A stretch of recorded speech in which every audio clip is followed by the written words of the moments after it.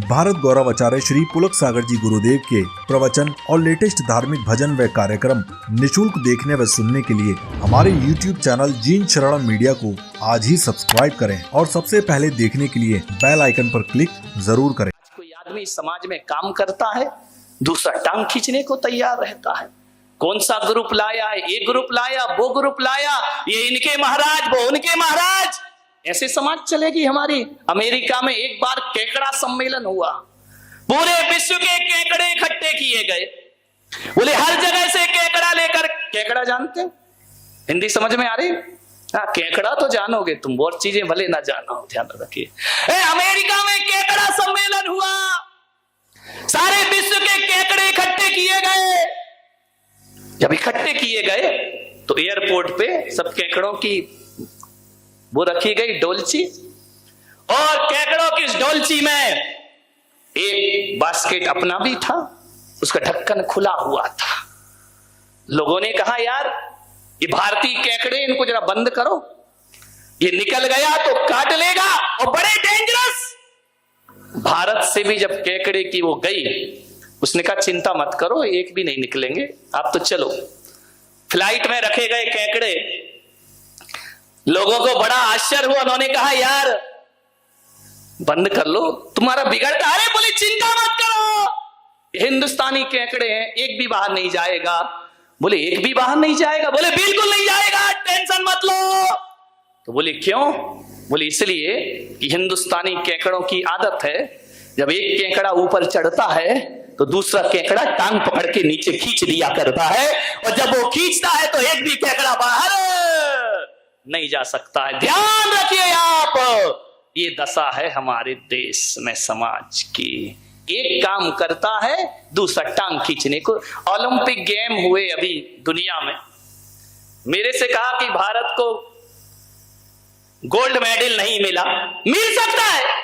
मैंने कहा एक गेम और शामिल कर लो तो हर बार भारत लेकर के आएगा। 2 खेल शामिल कर लीजिए ओलंपिक गेम में, भारत ही गोल्ड मेडल लेगा। बोले कौन से 2 खेल? एक तो मैंने कहा कुर्सी दौड़, बड़े माहिर है भारत के लोग कुर्सी दौड़ में, ध्यान रखिए।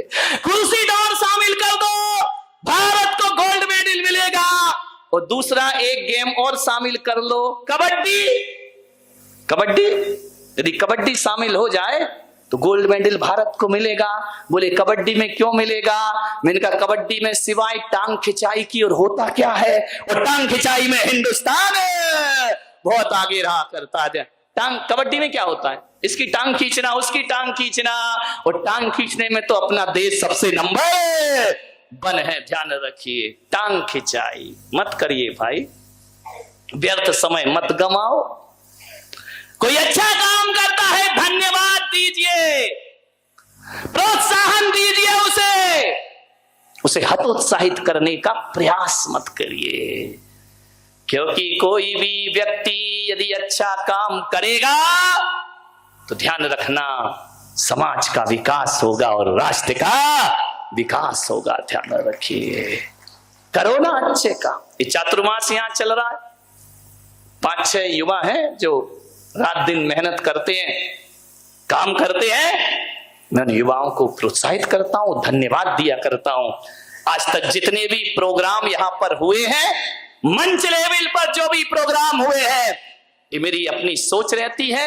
हम लाखों रुपए खर्च करके प्रोफेशनल लोग बुला सकते थे, लेकिन मैंने कहा नहीं, मेरी समाज के लोगों की प्रतिभाओं का सम्मान होना चाहिए, उन्हें स्टेज पर लाया जाना चाहिए। हमारी समाज से लोग तैयार हो। आज बच्चों ने वो प्रतिभाएं दिखाई हैं कि लोग दांतों तले उंगलियां दबा रहे हैं कि जैन समाज के बच्चे भी सांस्कृतिक प्रस्तुतियां दिया करते हैं। लाखों रुपए खर्च होते इसमें, हमने 1 रुपया भी खर्च नहीं किया है। ध्यान रखिए, कभी सम्मेलनों में लाखों रुपए खर्च कर दिया करते हैं, बाहर से पार्टियां बुलाकर लाखों रुपए खर्च कर देते हैं। मेरे भाई, यदि खर्च करना है तो इन बच्चों पे खर्च करिए जो आपके ही घर के बच्चे हैं, और अपनी प्रतिभाओं को निखार करके यहां से, मैं नहीं बुलाता चतुर्मास में बाहर के लोगों को, ध्यान रखिए, सब स्थानीय लोग।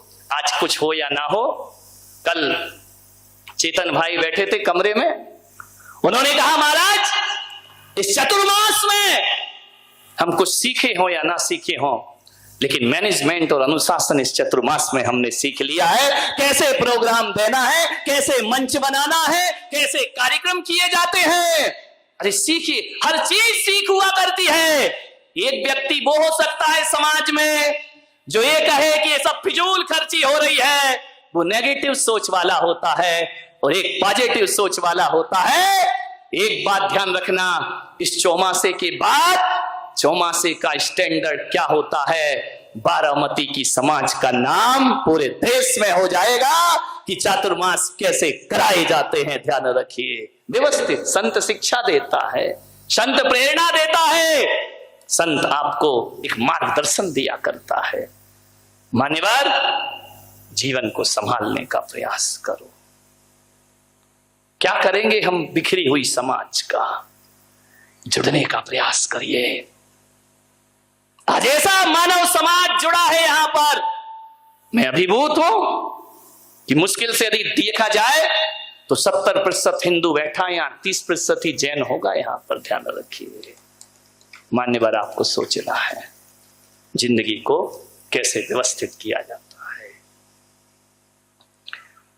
जैन समाज के झगड़े जैन समाज निपटाए, अदालतों में जाना बंद करो। अपने ही समाज की एक अदालत होना चाहिए। यदि समाज को मजबूती प्रदान करना है, कोई शोषित है तो उसकी सहायता करो, तो एक समाज मजबूत। आज इतने मंच बनते, इतने मंडल बनते हैं, करते क्या है बोलिए? मैं आपसे पूछना चाहता हूं, ये सोशल ग्रुप बन जाता है, ये मंडल बन जाता है, वो मंच बन जाता है, ये समिति बन जाती, वो महासभा बन, क्या करते हो तुम लोग? 4-6 महिलाएं इकट्ठी हो जाती हैं, 4 से 8-10 आदमी इकट्ठा हो जाता है, 250, 300 रुपए देते हैं, अपना पैसा देते हैं, खाते हैं, किट्टी पार्टी मनाते हैं और घर वापिस। ये कोई समाज सेवा है क्या? मान्यवर ध्यान रखिए, अपना मनोरंजन, अपनी सुख सुविधाएं क्या काम आई ये संस्थाएं। मान्यवर, मैं आपसे निवेदन करना चाहता हूं, मैं आपसे विनय निवेदन कर रहा हूं, मैं आपसे पूछ, आपका गणित बहुत अच्छा होगा, बताइए जरा, यदि एक महिला 10 रुपए रोज निकाले तो महीने भर में कितने रुपए होते हैं? बोलिए, महीने भर में 100 रुपए। बहुत अच्छा गणित तुम्हारा। कितने रुपए होते हैं? 300 रुपए। एक महिला 100 रुपए निकालती है तो 300 रुपए होते हैं। यदि 10 महिला निकालें तो कितने होते हैं? गणित गणित फटाफट लगाइए। 3000। महीने के कितने होते हैं? 3000। और आप ये बताइए, यदि 100 महिलाएं 10 रुपए रोज निकालें कितने रुपए होंगे? गणित बहुत कमजोर है। लगाओ, बस यही तो स्थिति है, बिना मोबाइल के तुमसे होते ही नहीं है जोड़। बोलिए, यदि 100 महिलाएं 10 रुपए निकालें तो महीने के कितने होंगे? जोर से बोलो जरा, जितने जोर से मैं बोल रहा हूं बोलो। और यदि वही 10 रुपए 1000 महिलाएं निकालें तो कितना होगा? बोलिए, यदि सारे मंच मंडल और संस्थाएं इस तरह का काम करें कि अपने जैन समाज का बैंक स्वयं बना करके रखें, और 10 रुपए निकालना किसी के लिए बहुत बड़ा काम नहीं हुआ करता है मेरे भाई।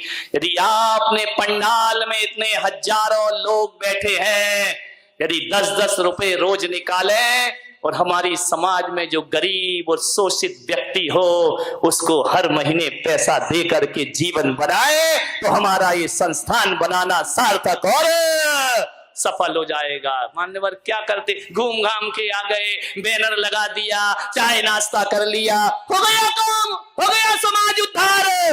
नहीं भाई, पढ़ाइए लिखाइए, जो बच्चे पढ़ लिख नहीं पा रहे उन पर सहायता करिए।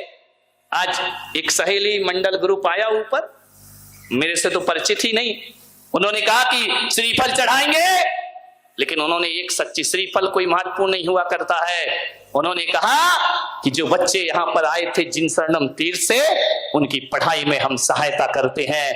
चाहती तो वो 15,000 खाने पीने में भी खर्च कर सकती थी, चाहती तो वो 15,000 रुपए वो तीर्थ यात्रा यहाँ वहां घूमने में खर्च करती, उन्होंने सार्थक पहल किया। मैं उन्हें आशीर्वाद प्रदान किया करता हूं। पढ़ाइए लिखाइए, वृद्धाश्रम में सहायता करिए। मान्यवर, मेरा एक आग्रह आपसे है कि आपकी समाज का पैसा आपकी समाज में ही यूज होना चाहिए, यहां वहां उसे फिजूल में खर्च करने का प्रयास मत करिए। मान्यवर, बनाओ ऐसे संगठन जो आदमी आदमी के काम आ सके। करोड़ों रुपए की बोलियां लेते हैं, बड़ी बड़ी मूर्तियां स्थापित कर देते हैं, लेकिन 4 दिन भी पूजा करने नहीं जाते। उनके पास टाइम ही नहीं है पूजन करने का।